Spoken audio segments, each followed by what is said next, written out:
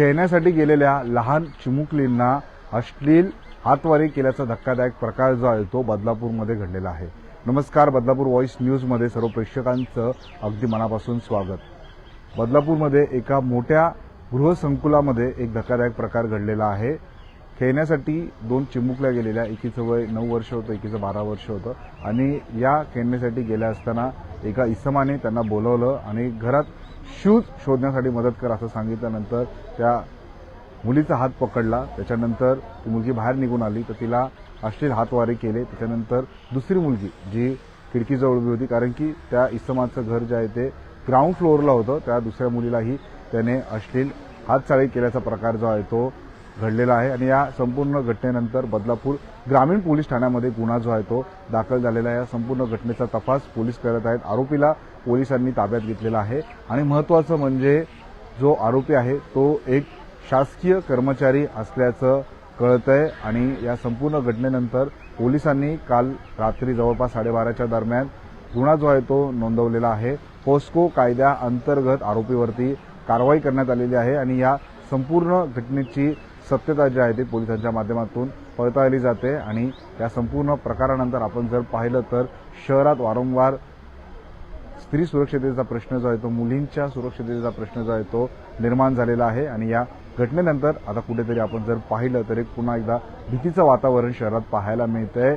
एका मोठ्या नामांकित गृहसंकुलामध्ये हा संपूर्ण प्रकार घडलेला आहे। त्या दोन मुली नेहमीप्रमाणे खेळण्यासाठी खाली आल्या होत्या, परंतु एका इसमाने, मोठ्या व्यक्ती आहे, त्याला देखील मुलगा असल्याचं कळतंय, त्याच्या माध्यमातून अश्लील हातवारे करण्यात आल्याचं कळतंय। त्यामुळे या मुलींमध्ये भीतीचं वातावरण आहे। हा घडलेला प्रकार त्यांनी त्यांच्या पालकांना सांगितला आणि पालकांनी पोलीस ठाणे गाठलं आणि काल उशिरा रात्री 12:30 वाजता या संपूर्ण घटनेच्या विरोधात जो आहे तो गुन्हा दाखल झालेला आहे आणि पोलीस या संपूर्ण घटनेचा तपास युद्ध पातळीवरती करत आहे। जो आरोपी आहे त्याला अटक करण्यात आलेली आहे।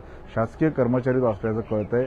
हे का घडलं आणि या मुलींनी हा संपूर्ण प्रकार जो आहे तो त्यांच्या घरच्यांना जरी सांगितला असला तरी अशा घटना वारंवार शहरात घडत असल्यामुळे मुलींच्या सुरक्षिततेचा प्रश्न पुन्हा एकदा ऐरणीवर आलेला आहे। आणि अशी मानसिकता कुठेतरी थांबणं, मुळासकट हे सगळं बंद होणं काळाची गरज आहे। परंतु आपण जर पाहिलं तर दिवसागणिक शहरात या त्या घटना घडत आहेत आणि वेगवेगळ्या कारणांनी कायमच बदलापूर शहराचं नाव जे आहे ते चर्चेत राहत आहे। परंतु आपण जर पाहिलं तर या घटनेनंतर कुठेतरी जी मुलगी आहे, जो त्या दोन मुली आहेत, त्यांच्या पालकांमध्ये भीतीचं वातावरण आहे।